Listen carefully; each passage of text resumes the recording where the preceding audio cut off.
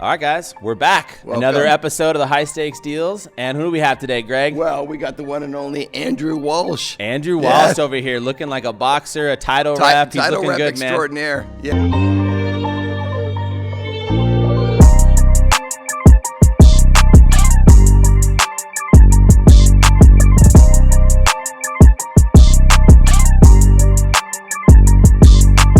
Yeah. What is that think outside the box behind you there? I think it's a Lambo. I mean, just think different, right?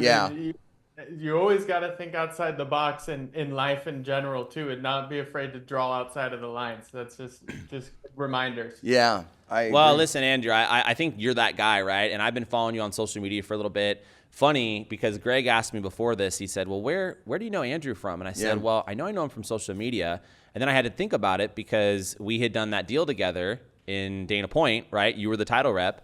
And then it always stuck with me that right after the closing, you were just like, hey, Brandon, nice to do some business with you. And I'd love to stay in touch and let me know what I can do for you. And you followed up. And then we exchanged social media. And I just went, wow, this Andrew guy, he's like a shot of like espresso, dude. He is just like bam, bam, bam. Yeah.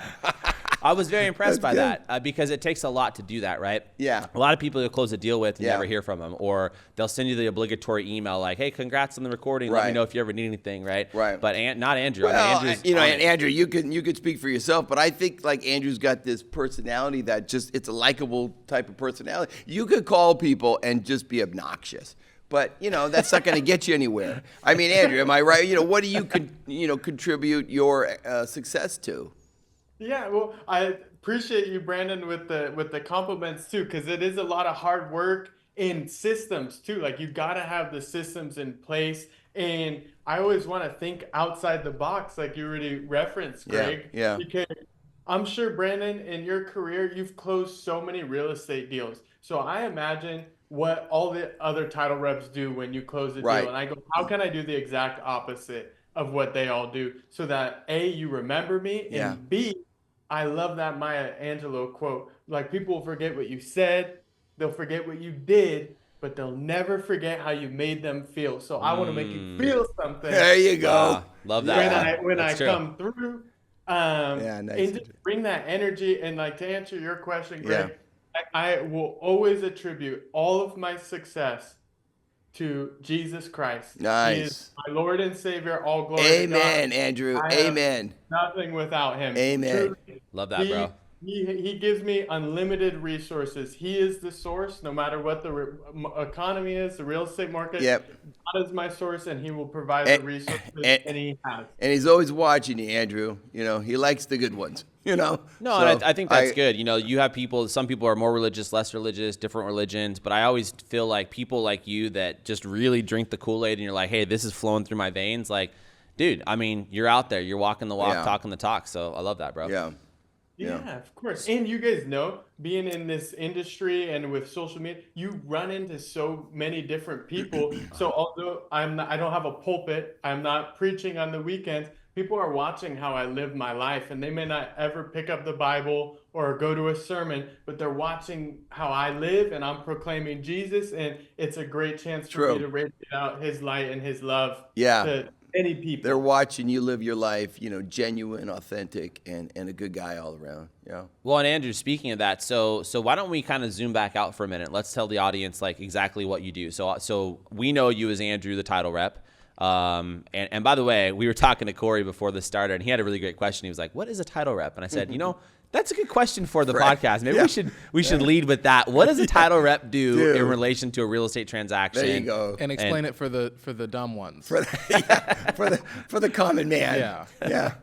Well, so like I was a former college football player, so I like to use it as like a football analogy, right?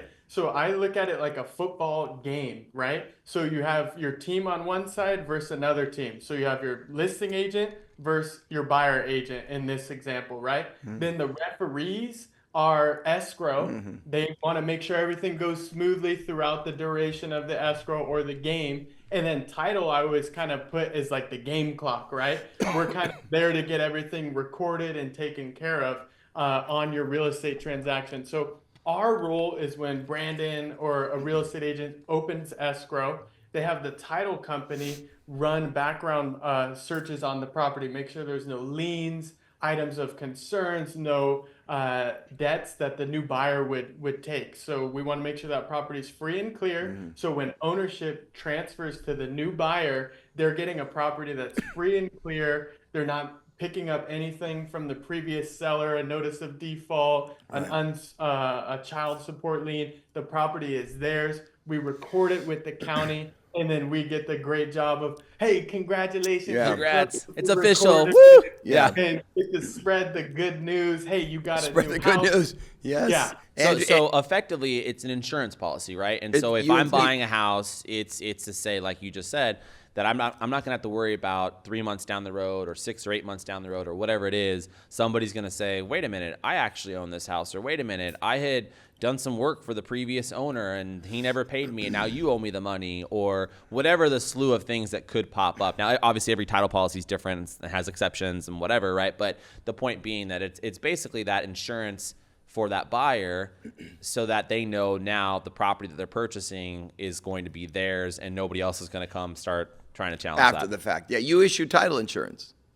Yeah, so WFG Title, where I work, we are our own underwriter, so we Nice. issue all the policies. And it's like, so the policy, that's another question we get asked frequently. How long does that policy last? Right. It's not car insurance where you pay it monthly. It's actually once you close that escrow, you already paid the fee. Yep. You don't have to pay any other fee. It literally will last until you go to sell the property again. So like, sometimes a deal will close and months down the road there's a property line dispute, or hey, they've encroached this fence. That's when we can sometimes get involved and there's a claim and we can help out with those different situations. But my role as a rep, people sometimes get it confused with me being a title officer. Right. So the title officer, they're in the office actually working with escrow, closing out the file. Me as a rep, I'm more like outside facing. You gotta have the good haircut. Yeah, gotta have the fade going. Yeah, exactly, the fade. exactly. I gotta bring in the business. You got to Yeah. bring into business. So I'm bringing into business. Hey, let's unpack that a little bit. So you're out there. So what's your typical day look like? Like you're on the road most days, or if you're not, you're banging on the phones or doing social media, or what are you doing usually out there?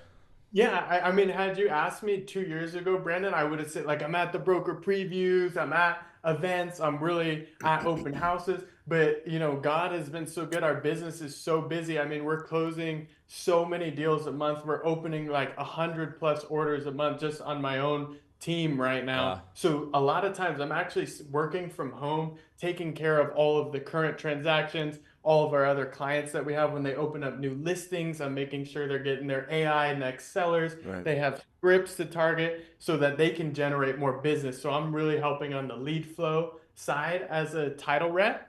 And then I will try and go out to like in-person meetings and things like that. But right now in my career, it's so much business coming in. I mean, I'll get like 200 emails at least a day for new openings, escrows. So I like to be on top of there. that. So you'd probably say then you're less concerned about acquiring new realtor clients.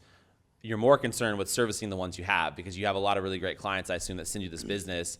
Not that you're not taking on new business, but I mean, your main focus is how can I bring value? If I'm already working with Brandon and Greg or Bob and Susan or whoever, how can I bring more value to help them sell more property, help get more listings, sell more real estate every month?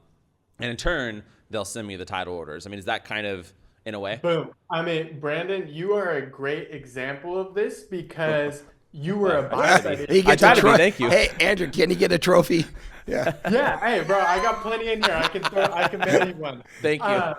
But like Brandon, for example, so like I am very focused on taking care of my current clients, but Brandon was on the buy side of a deal. Right. So I created really good habits and have my CRM to always call the buyer's agent, follow up with them every 2 weeks throughout the transaction on my CRM. And from that, people like Brandon go like, dude, this guy is still following up with me. We closed the deal 6 Right. months ago. I have a new title order. I'm just going to send it to Andrew. So I'm constantly prospecting that way and getting new business. Nice. I also have an assistant. She helps me as well. She's a virtual assistant. She reaches out to a bunch of agents with my scripts. And as soon as I get a reply, then I take over that person. So I'm still prospecting, bringing in new business. And I do a ton with like retargeting ads and YouTube ads to get real estate agent business that just people message me as well. Nice. Wow. Yeah. What? Let me ask you this: What do you think is more important in today's day and age, sales or marketing? If you had to pick one. Man, I feel like people nowadays, we know when we're being sold. We've been so educated and you know it right away because I'm sure you and Greg have experienced this. Maybe you're out with your ladies or something and you're walking and you go into a store and the salesperson, hey, can I help you out with anything? What's the first thing we say? No, I'm Like, good. no, I'm just looking. I'm cool. I'm Yeah. just looking. Yeah. Right? We just automatically, we don't want to be sold anything. So I think if you're marketing and you're doing such a good job of showing up frequently, that's when the secret sauce hits and people go and reach out to you. Yeah. Right? Because you're doing so much outbound that they're like, hey, I've been watching this or I've been seeing this from you. And then that's a little bit more of an organic sale versus like, hey, you know, Right. you're Versus coming. cold calling them or something. You're Right. right. So That's a good marketing, point. yeah. That's awesome. And then and Andrew, so you have a big YouTube channel and you're doing a lot of content. Yeah, I don't know if you guys know who like Neil Dingra is, but he puts on the Forward event out in Las Vegas every year, and he was big on like doing reels and content and video. So I just got into that.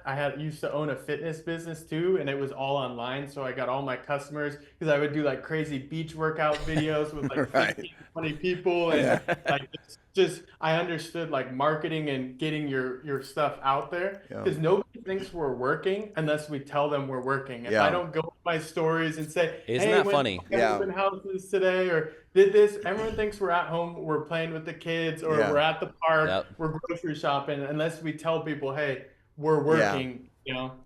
No, that's a good point. Yeah. So what would you say to the real estate agent or business owner or anybody that's looking to build their business or brand in today's day and age, if they're not leaning into social media, if they're not doing reels, not getting on podcasts, not on YouTube, you know, whatever the other ones might be that we're not even doing, right? Someone said something about Blue Sky. Is that a new one? Blue Sky. I don't know. That's Blue a new something. one. I don't Yeah. know. Anyway, but if someone's not taking social media serious, right? What would you say to them? How are they missing out? Why should they be on the social media train at this point in the game? Don't be a dinosaur. There's not very many of those left, are there? No. Like, Yeah. you gotta Hey, Andrew, evolve. you weren't looking at me, were you? No. Just Ethan. But no. You've got that George Clooney. You're young. You're going to get a trophy.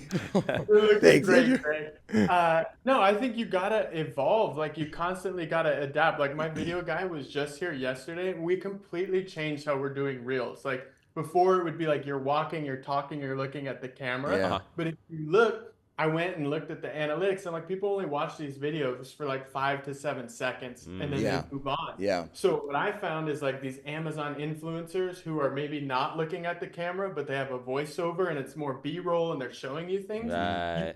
30 to 40-second videos. Right. So we changed our entire platform. So it's just mainly B-roll, me not looking at the camera, walking around, showing items, but there's a voiceover from it. So that's a pivot that's still making content, but it's different. Like you're going to probably start to see a lot more people starting to do content that way because it's so weird. You open up your phone and somebody's like talking to you on a reel and you're like, yeah, I don't even want to watch this. So it's like, you know, unless it's a podcast like this where it's like interview setting, then yeah, I'll watch Right. the whole Of clip. course. But Right. Interesting. social media is constantly changing. Yeah. You got to keep up, go to seminars, listen to podcasts like your guys' Yeah. to get these nuggets so that you're always staying ahead of the curve. Yeah. Well, I think you're right. And I appreciate you breaking that down. That's our goal to having this platform is to be able to get our audience members thinking, whether it's about how to grow a business or what to do in real estate or how to properly market or do social media. And I think you're totally right because everything that we've ever done, it's pretty much been a function of like, hey, that guy's really leaning into YouTube or this person's really on Instagram or that person has an interesting idea and we'll talk about it, right? Now we've got smart people around us like Corey and some of the people we work with that obviously fill in those gaps and lead us where we need to be led because we do, you know, we only know what we know as far as that. But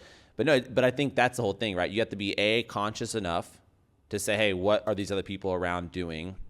And B, you got to have that introspection, that be introspective in terms of look at the analytics, right? That's such an important thing. Whether that's diving into how many seconds someone spends on your video or just looking like, hey, which stuff gets more likes or more shares or whatever, right? Because that should lead you then to make some decisions on that front. Well, yeah, and like Brandon and Greg, you gotta like if people are in real estate and they want to take their business to the next level, they first gotta ask that question like, do I really want this? Like, Yeah. do I really Yeah. want this, man? I'm like, dude, I want this. I want better living for Yes. my wife and for our daughter on the way. Yes.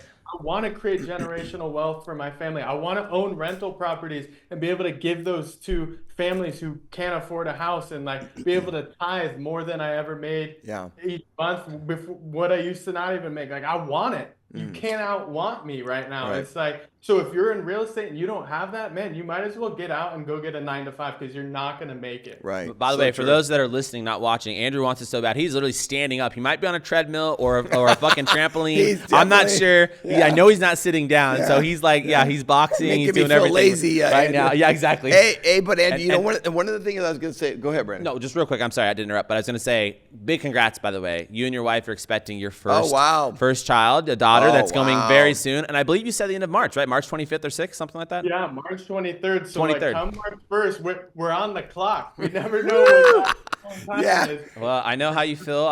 Big Congratulations. Congrats, man. That's very yeah, exciting. Andrew, very that is exciting. Your first. Thank you. Yeah, no, Okay, I was Greg. just going to go back to the marketing and the content and everything. It doesn't happen overnight, right, Andrew? This takes time, but all of a sudden, do you feel like you start to see the rewards? That you're, like you said, people call you, people direct message you and start asking you about your work and maybe ordering titles through you. It's just coming your way, but that wasn't overnight, right? I mean, do you? Yeah. No, I totally hear what you're saying, Greg. Like it's like maybe somebody's watching this and they have like they don't even have an Instagram account or something. Right. It will take time. Like just keep making the videos, Exactly. keep posting, because as you start doing it more, you start learning. Oh my gosh, like I need to have a cover photo. Like the sound was on in the background and Right. music was playing. It's like it's Right. a wash. Right. Like, you like that. I went to Cal Poly San Luis Obispo, and that Oh, was nice. learn by doing. So Yeah. you figure it out. Yeah. But I will tell you guys, I don't fully understand it, but I post 2 times a week, Yeah. every week for the whole year, Yeah. and my income goes up every year. Yeah. I'm still getting in new clients, Yep. and it's like I'm always learning something new. Like this year and last year, I was doing a lot of YouTube ads, got a ton of people from that, and I can Interesting. dive in deeper if you guys are curious on that. But I definitely feel social media works. Yeah. Because instead of going like 1-to-1, like me doing a lunch meeting with a realtor, I go 1-to-many. Exactly. I post one post and it reached 3,000 to 100,000 Facts, people. bro. Right. Facts. Versus me just doing meeting, burning myself out. And by the way, driving. not only does it go one to many, but it lives there in the ecosystem. So it goes Yeah. to many, to many, to many, to Yeah. many. It just keeps going if it's out there, right, in the right Yeah. channel. And you Snowballs. can reshare Snowballs. old content. Like I'm always big on that. Like if you didn't have anything to post today, scroll through your feed and be like, oh, dude, this post was 3 years ago. It was super good. Let me just share it to my story and like refresh it. 'Cause Yeah. you have new followers, new people. They never saw that video. So Yeah. What do you Like, say? What do you say to people that they don't stay consistent with it because of either a lack of time or they think they sound stupid or they're worried about rejection or failure or what other people think of them? Like what's the advice to that? Man, Brandon, that's such a good question. I mean, like for me, I'm gonna come from like a spiritual angle on that. I didn't know if you were gonna punch us or Yeah, pray with us right on that one. lefty. It's like a Yeah. woo. Deck and weave. Dude, I just am like, man, in the Bible, it talks about like in Colossians 3:23, it says, whatever you do, work at it with your whole heart Right. as working for the Lord rather than for people. So every day I'm on my knees before I start my workday and I pray that.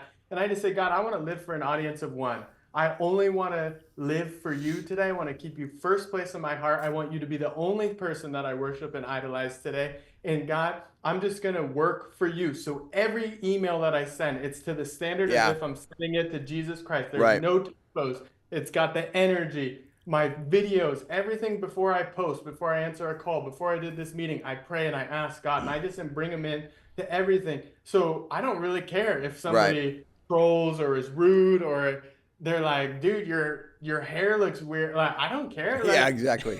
No, that's Dude. the attitude. Yeah, Andrew, I applaud that. You're working for a higher purpose, and the goal is this high level, and it's going to happen because it's for a great cause. I mean, you've got the right mindset. Well, wouldn't you say too, like if you're not getting a little hate online, you probably aren't posting enough. You probably aren't building your, because I remember I used to never get any of that because I wasn't doing shit on social media. Yeah. Now, the more we've done, and I really want to do a show. We'll build up a few more, so keep the haters coming. Yeah. No, but I want to do a show where we read off some of that shit. Some of the haters. Because some of it's been funny, like about the podcast or about, it'll be something I post, and we get a lot of love too, but I actually enjoy getting some of the hate sometimes. Oh, you do? I don't want to read it. Andrew, I don't want to even log in and read the shit. Now I think it's funny. It used to piss me off. I want to go like keyboard warrior against them. Now I get it. I just kind of laugh. I'm just like, I'll even like it sometimes. Like, thanks, bro, for leaving that shit. Oh, he's taunting him, Andrew. Hate goes viral. Hate is money.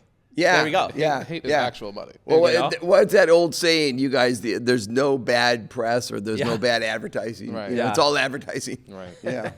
Whatever. Well, I think that's a great thing too. Like you guys are saying, like I believe, like you guys know in the Bible, and Jesus was the most misunderstood person. He got so much hate and backlash. Right. When we pick up our cross and say we're going to radiate out your light and joy, we're going to have those people. And sometimes God has those people come against us on purpose. On purpose. He wants to grow our character. He wants to see, how am I going to react when somebody mistreats me? Am I going to ask the Lord to bless them and still love that person? Because that's what we're called to do. So a lot of our testing to see if we're able to handle more is how we handle the haters, how we handle rejection. And I always pray for those people. I ask that the Lord would bless them, and you'd be amazed that he go, okay, my boy's ready for what I have. For the next one. Right. Greg needs a little bit of that. Level. Well, Greg needs a little bit of that advice when he's driving, Andrew. Okay, Oh, so because geez. I know he's flipping some whats and doing some hand signals out the window. Greg. I'm like, Greg, I will get you these chill soccer. out, bro? Well, Andrew, I get these soccer moms in front of me. What am I gonna do? Yeah, I got to get make around it them. worse. It's a soccer mom. Yeah. Pray and bless Right, them. yeah. Well, listen, Let them go. I listen. I'm a sinner, Andrew, and I'm always working on myself. But I applaud your attitude. I love that attitude. It's just you radiate this this good energy, and I mean it comes back to you. It's karma. So Dude, I just want to give my boy Greg a big that's my dog up. Andrew, high five. We'll do high five. I still say give him a punch too, but whatever. Brandon's really been taking me out. So Andrew, we're on this show. We're always big about like mindset and mentorship. Yeah. We talk a lot about it, right? Like Greg and I totally believe in that. Whether it comes from a very deep-rooted religious perspective, which I love, or somebody that is just is more like daily affirmations or positive thinking, or going to get mentorship from people on how they want to grow their business, like. Because I can remember times in my life, in my business career, where that wasn't a priority, and not coincidentally, business wasn't there, right? I feel like the more we've leaned into keeping the right mindset on what we're doing and seeking that guidance, seeking that mentorship in different places, it's totally changed our life as well. I mean, we just got back from a conference. We were one in Houston. We did one in Colorado. We're always going to meetups and different events, and it's just, I don't know. It's just one of those things where we've also found change just from a kind of a general standpoint of like being very conscious of mindset, but also not having too much of an ego to seek some mentorship from other people that are doing maybe bigger things in business, or they're a little bit farther along than we are. And we're like, hey, how can we compress time and how can we move this along? Yeah. Yeah. So, have you, when you got into so when did you start in the title business? I mean, actually, today, the 19th, this is my 6-year anniversary at WP Title. Been in real estate 7 years. 7 years. Okay. So did someone take you under their wing and say, hey, did you, is that how you got started, like on someone else's title team, or did they kind of show you the ropes, or what got you into that side of things? Yeah, what got you started, Andrew? So like I was actually working for like a fitness startup company. They like did the FMS score, find out where you're most vulnerable to get injured, because I had broken my back in a college football game. Ooh. That program helped me recover without surgery. So I worked for them at college, and I was working out at Equinox, and I ran into this guy at the gym, and he's like, dude, come write me a nutrition program. He ended up owning an escrow company. So we stayed friends, and 2 years in, I'm like, knowing him, I'm like, dude, like, do you have any like maybe sales roles? Because like for me at the startup, I was working so hard, but just making what my salary was. I'm like, I don't know, maybe real estate, like if I work harder, I'll get paid more. He's like, dude, I've been waiting 2 years for you to ask. We've been waiting for you to ask him. Yeah. He just made me a sales rep. He opened up a branch down in San Clemente. He's like, you will not train or have a mentor with any of our other reps, because I don't want you to pick up their bad habits. You just bring your good energy and just figure it out. Wow. And okay. so I did that for the first like 8 months. And honestly, guys, I had zero sales. Right. Yeah. And I changed so much of who I started wearing suits. Yeah. And I tried to just do what everyone else was doing. Yeah. Right. And everyone was like, dude, we really like you, but like, I don't know if you're going to make it in real estate. So long story short, in real estate, if you're not closing deals, you're not making any money. Of course. This company, they actually let me go. And, Okay. and I was Like, Andrew, you're fired. yeah, they literally said, you might be too nice to be in real estate. And guys, Really? at this point, I just took all my savings to buy Gemma, she's now my wife, her engagement ring. Wow. So literally I was like, dude, I don't have money to cover rent. That'll rain on the parade a little. What am I gonna do? So I go to Pittsburgh, where my wife's from, and I propose, and she knows. She's like, dude, I'm marrying this guy who has no job right now. And I really just was like, babe, I need to like change what I'm doing, because I'm going to give real estate one more shot. WFG title, they want to hire me. I'm going to come back from Pittsburgh, join them, but I'm going to start waking up earlier. I'm going to rededicate my life to Christ. I'm going to get sober. I'm going to get rid of all these friends who are pulling me to the bars. And, I just made a full life change, started waking up at 4 a.m. Like you guys said, mindset, listening to different things. And dude, next thing you know, like, wow, we're debt free. Like, we just bought our first house. We just bought a rental property. We bought our cash. Like, all these crazy things started happening from that. Like, you got let go, didn't have enough money to pay rent, to like where we're at today. Hey, like, That'll make you figure it out. That'll make you feel. Hey, Andrew, listen. I heard a really good piece of advice from a highly successful guy. He said, it's that humanity touch that you can really connect with people. Like that story you just told us, that's fascinating. You somehow, if you could document that to a certain aspect, the way you document it, you don't want to tell them everything, but showing the adversity down, and then coming back up, but having such a great attitude. I don't know, that would really reach and touch a lot of people. And yeah. Thank you. Yeah. Thank you. I appreciate that. Yeah, no, I definitely did. In the pandemic, I actually wrote like a Microsoft Word. It was like a book about that scenario. And I'm like, what I want to do is actually turn that eventually into a book, like what to do when you get fired. Yeah. Wow. Andrew, you should do that. Yeah. Yeah. You should do that. I love that. Yeah. That'd be cool. So the Green Bay Packers. Yeah. Who took them out this year, Andrew? Did they make the playoffs? Don't tell me you're an Eagles fan, because No. I'm not an Eagles fan. My guys were not in the game, but did Green Bay make the playoffs? Yeah, they did. And then they lost to the Eagles, who won. Oh, they lost to the Eagles. Yeah. That's right. Okay. Yeah. Okay. Man. And what made you a Green Bay fan? I just played football my whole life. First Pop Warner football game, all the boys that have like a big slumber party, and the family's house was all from Green Bay. So we wake up in the morning. Nice. They literally put a Brett Favre jersey on me and we watched Packers versus 49ers. Yes. My first ever NFL game, and it was like, Nice. you watch football and root for the guys with yellow helmets. That's all I knew at 8 years old. Andrew, what position did you play at Slough? I've played like every position, Okay. but in high school and college, I was running back and free safety. Oh, wow. So you must have been fast. I'm fast, bro. There we go. 4 in high school. 4-4. So do high you school. think Nice. you think the sports side of things prepared you to get into business? Have you taken a lot of those same lessons and applied it to now growing your business? Yeah, I feel like, dude, a lot of student athletes, if you do play at the collegiate level, when that sport ends, you've been playing it for like 10 to 15 years. Right. And a lot of people in NFL or post-college, they battle with their identity. Like, dude, I'm Andrew, the football player. Now that's gone. Who am I? What do I do?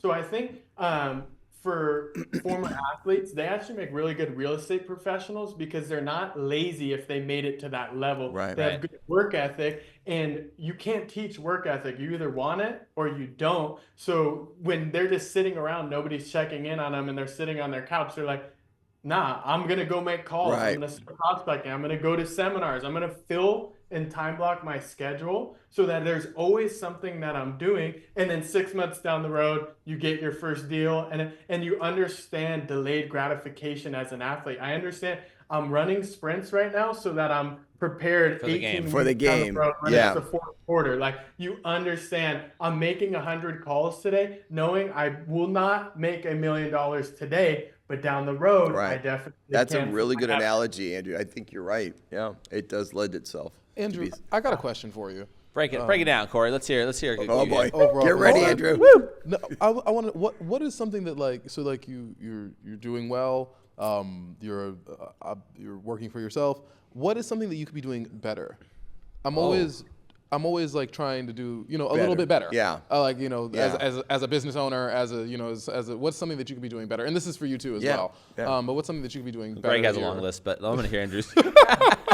Dude, Corey, I feel like that's such a good question. I feel like for me too, because I actually really love to work, but I don't want to make work an idol where it's like dominating my thoughts and my time. Like, I definitely want, when I'm done working, to be able to sit with my wife and Yeah. just be locked in and like so excited to just hear every part of her day. Yeah. And especially, I'm going to be a new father as well. So I think for me, the constant challenge is, like, as Now- somebody who loves to work, is not making work an idol, Yeah. and also being able to prioritize not overworking Yep. and burning myself out Yep. by doing all this stuff. Balance, So yeah. that's something I'm always working on, you know? Balance, Andrew. Yeah, a good Yeah. balance, a good life-work balance. Love that. Yeah, for sure. Yeah. And like, I set up boundaries for myself. If you call and you get my voicemail, it will say, hey, if this is after 6 p.m., I'll get back to you next business day. Right. And my family honors the Sabbath day of rest. For Yeah. us, it's on Sunday. Yeah. Yeah. The Lord said it in the 10 Commandments. We follow all of the 10 Commandments. And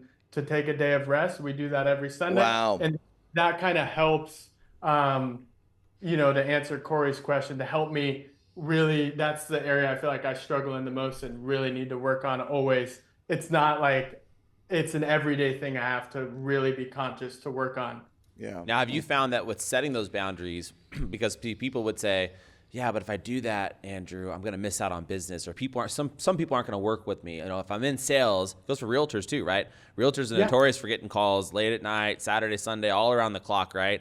And buyers and clients in general, what buyers can, drive you all around town and have, you're driving them, but they can go all around town with you and have them show you properties and all this stuff. And then they don't reach you one day, they might just go find someone else, right? And so I guess the question to that is, what do you say to somebody that says, yeah, I love what you're saying, Andrew, but I feel like I have to be on. I have to kind of be on call in this general real estate business because it's then will affect my livelihood and I'll miss out on that business. What do you say to that? I mean, for me, I just know like what you tolerate will continue. If people can always get a hold of you and they always can reach you on Sundays, then they're going to keep calling you and reaching out. But I know God is my source. I trust him for all my business. And I always ask God, A, don't give me anything before I'm ready, which is a powerful prayer. And B, bring the right people and remove the wrong ones. If someone's going to be sucking my energy and not respect these boundaries, and that I honor the Sabbath day of rest from the 10 Commandments, that's not somebody I want to work with. And like Keanu Reeves, one of his famous quote, actor from The Matrix, he says, like, there's 2 billion people on the planet. If somebody shows you rudeness or is not kind or disrespects your boundaries, you should be super stoked. You should be super appreciative, because now that's 1,999,000 less people that you have to worry about. You have to worry about. Come on. Yeah, exactly. Take a smile and go on. Like, for me, I just don't worry about business or finances or any of that. Like, Right. Nothing's too crazy that it couldn't No, wait. I think you're right, and I think I've gone through something similar where I take Tuesdays off because my wife has Monday and Tuesdays off, and then I also take Sundays because I'm with the kids on Sundays. And so the point is like those are kind of my blocked out days. Now that's not to say Greg, Mr. Guy over here that won't stop calling, Mr. Pest Guy, in a good way, but he'll find a way to call me on it. That sounded really good, Brennan. Yeah. Well, I had to water it down what I really wanted to say, but he'll find a way to call me on a Tuesday. I'm like, Greg, and he'll always start off the call. He did this. I did it yesterday. He'll be like, hey, I know it's your family day, but real quick. And I'm just like, bro. And so he finds a way to do it, but we keep it very short. My point is, generally speaking, I don't work those days. And I only started this a couple of years back, and I haven't lost any business. Our business has flourished, right? And so I think, for me, knowing that I've been able to draw certain boundaries, like when I hear that from someone else, I'm a lot more. I'm like, hey, I respect that, I guess is my point, and I appreciate that too, that you're doing it for the right reason, right? So yeah, I don't think you lose business on that. Yeah. And like, basically, like you're saying, if you lose some business from it, they weren't the right people you wanted to work with. You know? Yeah. Well, and you said it builds respect. Like I've had so many people literally text me and say like, I just listened to your voicemail. That's awesome. I'm actually going to change my voicemail to set Same boundaries. thing, Like, yeah. like if you don't have any boundaries, everybody's allowed in. And for us, like we want to be not just great at making money and then closing deals, but great husbands, Yeah. quality time with the kids. Yeah. Like it's all in all these. I may buckets. add that to my voicemail, and I'm going to put at the end, ... And Greg, this includes you. like I really don't want to call him. Like I would rather Bullshit every Tuesday, at least 2 or 3 times. But no, Andrew, it's funny you say that because I really admire that. I mean, I really do. And working harder doesn't always mean working better. It just doesn't. And what you're doing more is hours or whatever. I mean, you've just got a good attitude about life and business and stuff, and I think it flows from you, comes back to you. I don't, I'm always aware of talking at 7 o'clock, at 8 o'clock, at 9 o'clock, and I want to be with my wife, and I want to hang out with the kids, and I want to do all that. You know what I mean? I just haven't implemented the way you have, Andrew, and hey, maybe I will. Maybe I'll do Wednesdays. And, oh shit! Gosh darn it, Brandon! Let don't me know call when you me do. on I'm going to Wednesday. be calling you I'm gonna quite do a that right. bit. So is Corey and Andrew. We're going to all 3 call you, whichever. But day. anyways, I really do admire that, Andrew. It's really it's a very smart way to go because people will suck your time, and you. Oh, for sure. Well, I'm proud of you guys too. Like, I feel like you're doing so much. Like, you've got the real estate business, you've got the podcast, you've got the investment side. You also have your families. Like, that's a lot of different places where you're also having your energy constantly drained. So truly, a Sabbath day of rest is a chance to recharge that. 100%. Yep. We've all had that phone where we're like, dude, what the heck? Why is this app not working? Why is this not? And then you restart your phone and boom, all of a sudden everything's working great. We as humans need a reset. I remember in France, like hundreds of years ago, they actually banned the Sabbath day of rest. And a year later, they had to reinstate it because the state of their nation had like collapsed. Declined. Interesting. Working 7 days a week. Interesting. And you burn out. Interesting. Yeah. It's true. Yeah. Let me ask you this.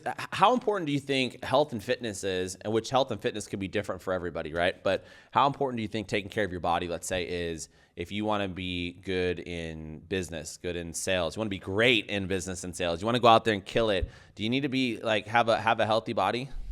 Yeah, like you guys might laugh, but can you be unhealthy and go out there? Well, no, that would be an oxymoron.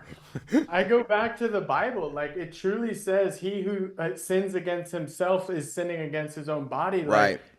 Our body is a temple. The Holy Spirit, if we've accepted Jesus Christ as our Lord and Savior, resides in it, right? So if we're sinning against our own body by like not working out, not eating right, that would be like me driving my car in LA and I look to my left and I see a bunch of kids graffitiing a church. And I'm like, oh, that's so wrong. That's a holy temple of the Lord. And people are but people will sin against their own body, which is a temple of the Lord. Yeah. So I'm like, man, I want to make sure what I'm eating is right. I want to work out, but when I work out, I'm here to get it. Like, I'm not just here to kind of... We're here to get shredded. Right. Yeah. No, Right. dude, we're here to work. We're here to get it. I want to set the tone for everybody in the gym where people look and be like, dang, this guy's going hard. I want to start lifting a little bit heavier. Like, if you're going to do something, freaking give it your best. Yeah. Like, Does that happen for you, Greg, when you're at the gym with the headband on, you're on the stair stepper or what? I use some pretty heavy weights at the gym, Brandon. So I don't get messed Well, with. and Andrew, I guess the reason I asked that question is because I go through times where I'm working out more, working out less. Greg and I like to go out and have drinks once in a while, and we have some bad habits too, but we have a lot of good habits. And I think that was more the question was like, it's not so much like you, for example, if you're like, hey, I gave up alcohol and I'm very sober and straight-laced, like I think that's great. Other people might say, hey, listen, I like to have fun once in a while, and my type of fun is to be able to go out and blow off some steam and get fucked up or whatever with my friends. But that might be 1 day a week or 2 days, whatever that is. Whereas the rest of the time, like I'm trying to watch what I eat and stay hydrated and get a few workouts in. I think that makes a big difference because at least for me, like earlier in my career, I was very dismissive. Like I've always had good genes and I've always liked going to the gym and worked out a lot. But the point is that I was a little bit more dismissive of like, it'd be like, oh, I got a really busy work week this week, so there's no way I'm going to work out. You know, where now I'm kind of like, I have a busy work week. I better fucking find some time to work out because I know mentally and physically I'm going to feel so much stronger. I'm going to be a lot more confident in those meetings. I'm going to fucking slay shit, right? Yeah. So it's like my brain just kind of shifted a little bit when I saw the power for me of like trying to get the brain right a little bit on some of the fitness side of things before going into battle on the business front versus making that like something that just instantly gets cast aside, you know? It's sometimes hard to do. And let me tell you, Andrew, as you get older, it gets even harder. So you gotta keep yourself in shape. You gotta eat. Spiritual, physical, mental, all of that matters. And you take care of yourself. Yeah. I feel like, the way you do one thing is the way you do everything. So you want to build those good habits, and like James Clear, or I think talks about in Atomic Habits, there's like habit stacking. So you do one little thing and it rolls into all the next. Yeah. So most of our day, 90% is subconscious, and our brain is just continuing on habits. And really you can see like, are my habits leading to a life that makes me happy and successful? Or am I not happy and unsuccessful? Then just look at your daily routine. Yeah. What conscious 100%. or unconscious habits are you making that are poor? Change those for 21 days and watch how your days and your life starts to change. I'm a big believer on like priming in the morning, because your subconscious brain, when you first wake up, it's coming out of dream state. So it's most impressionable. So the minute I wake up, I literally am praying to the Lord. I'm thanking him for for my arms, my legs, my eyes, everything. So I'm just flooding my body with all the serotonin and all the gratitude. And I heard a pastor say this, and he was like, imagine today, everything you forgot to thank the Lord for today, you wouldn't have tomorrow. So if you're ever like, what do I thank God for? I'm like, dude, if you're not gonna have it tomorrow, you'll figure out a ton of things to be thankful. Wi-Fi, electricity, running water, Yeah. Be grateful. Man. That's true. Wow. That's crazy. Man. A lot of good stuff, Andrew. I feel like you're a question? Yeah, please. Yeah. I'm like, I wanted to know because like I had just seen on your story, Brandon, like you had gotten your big multifamily deal. So Thank you very much. Say congratulations. I wanted to know like a little bit more, like how you guys like got into that space. Cause like we have an investment property in Tennessee, but it's a single family, it's rented out. But I'm like, how did you go from like, I think I remember that's like kind of where you guys started and then kept building. I would love if you'd be open to like kind of sharing how that went. 100%, bro. Great question. I appreciate that. So yeah, we basically started with a little rental in Bakersfield. It was my brother and I. We'd been both making pretty good money. I've been in real estate forever, but didn't really own anything as far as rentals. And it was kind of the same idea of going to Tennessee or some out-of-state place. And it was like, hey, we can find something pretty reasonably priced and we can still get to it in a couple hours if we need to, right? And so it was kind of like, it was that. We said, hey, let's take a chance on this. Let's buy a little $80,000 house in Bakersfield. And we were super excited, bought the house. And frankly, just one thing led to another. And so, and what I mean by that is like, one house went to another house. Then Greg and our now business partner, Kevin, joined my brother and I. And so we just kind of kept our head down and kept kind of quietly buying some smaller rental properties in the background while working our day-to-day job of being realtors and doing construction and other stuff we do, right? And I think for us, at some point, the light bulb just went off. I've always been a big Grant Cardone fan, so I was watching all his Cardone videos about going big and multifamily and, a bunch of other people in the space. And I think when we probably bought the 12-plex, we bought a 12-unit deal. It was our first time bringing some investors in and really kind of expanding how we were doing things. Then the light bulb really went off. And I think we've just never really looked back. For us, it's like we believe so much in housing. We love providing great housing to residents that are super appreciative. We love kind of back to the artistic and creative side of like taking a property that's been a little dumpy and improving it. Yeah. And we've seen what it can do not only in our residents' lives once we fix up a property, in our investors' lives with the returns we're paying them, in our lives that we could be here today doing a podcast and there's, a bunch of other properties out there right now that are just quietly operating in the background. So it's been that. It's a great story, Brandon, and that's I think it was a little luck too, Andrew. It simply because the market itself, like Bakersfield, it lent itself. the numbers all worked. Like I couldn't go to Los Angeles or Orange County, Andrew, and make it the numbers work. I mean, yes, they could, but man, it's super expensive and they're really tight, and you've got to watch your, P's and Q's, whatever. But Bakersfield, it lent itself to just growing. We found, like Brandon said, he had these 2 little houses, and then we went to the triplex, and then the 5plex, and then the 12 units. But everything made sense on paper, and everybody paid their rent. It cash flowed. So, due diligence is important. But I think the market was a good market for us to kind of get our feet wet, as one would say. Yeah. And was that what you maybe say, like for maybe somebody who's listening to your guys' podcast and just kind of get that first property and kind of just keep going. That's the there. bottom. That's the bottom line. That's the bottom line, Yeah. because I think there's a lot of people, especially in our business, that are a little bit dismissive of that kind of thing. Like they want faster results. They're used to chasing commissions. They're used to sales. They got the nice watch or the nice car or whatever. And so a lot of times they think, man, why would I buy some little shitty rental in some random place? And then I got to be patient, and it's going to make me $400 a month. Woo! But that $400 a month, if you're patient, might start making $800 a month. Might lead to you getting 3 more properties that are making you $3 or $4 grand a month. Might lead to you then having an empire. So it's just, I think that's it. You need to be patient, and you need to start, or maybe start and then be patient. And you got to right? trust the process. Andrew, as you would know, you start learning things. You start picking up things. They're less foreign to you. And it's, there's no stress. Stress starts, it's just numbers and taking care of your tenants, making sure the numbers work and the tenants are happy. And really, but you start learning those things as you go through the process. 1 house, 2 houses, now a triplex. And, okay, yeah, I got that. So things start happening. What did you buy over there in Tennessee? So we did like a single family property out there, like a 3-bed, 2-bath. But Nice. I mean, our interest rate's almost 8% and it Yeah. cash flows. So the numbers made sense and it was great. So I'm like, man, once we're able to cash out refi, I want to go Get another buy one? like a duplex or another property. So I can see exactly what you guys are saying. Like we own this house in Orange County, but like it's a 2.8 interest rate. So it's great. Yeah. But I want to like get an investment property.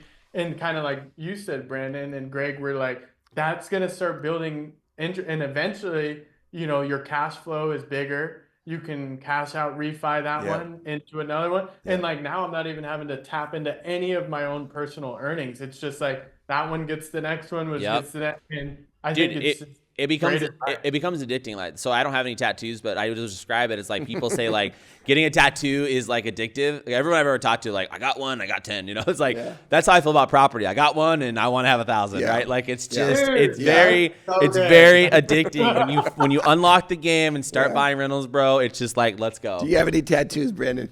Come on. Not yet, but when we get 1,000 units, I'll tattoo 1,000 right here, bro. Like 1,000 bitches, something. Don't quote me, guys. Like, this is still exactly. That's awesome. Well, a lot of good stuff, Andrew. Like it was amazing to meet you. Really. You're inspiring. You seem like an old soul. You've got lots of knowledge, and I love your spiritual. How old are you, Andrew? Aspect. Dude, thank you so much. I'm 32 years old. 32? Yeah. Okay. Hell yeah. Dude, man, killing it. Killing it. And the little one coming. You got a name yet for your daughter, or you don't want to announce it yet? Okay. We haven't announced it. We're okay. Yeah, man. I just can't thank you guys enough, like for truly having me on to your platform, letting me share. I just really want to continue to stay in touch with all 3 of you guys. This was I was very humbled and we got to do some business together, Andrew. We appreciate it, bro. Let's do some more real estate business. Let's talk offline and let's get a lunch or something set up. That'd be awesome, We got to do it. Let's do it. I need some new dad advice too. I can give you a lot. Geez. Yeah. Okay, yeah. Some good, some bad, but I can definitely give you some advice. He can definitely give you something. Yeah. I need the wisdom nuggets. Yeah. Woo. I already feel like I can write a book. Just get some sleep now, Andrew. Yeah, That's it. Exactly. No, you'll be a good dad, dude. I can tell. Totally, a lot of it's about Andrew. Energy and mindset, and you're gonna be a great dad. So, we'll be praying for you to get the baby, your daughter here safely, and it's gonna be good. We'll do lunch. Yeah, let's do it Very soon. Thank you, legends. Appreciate you Thanks. guys. All right, bro. Thanks, Thank you for Andrew. coming on. That's a wrap, guys. Bam.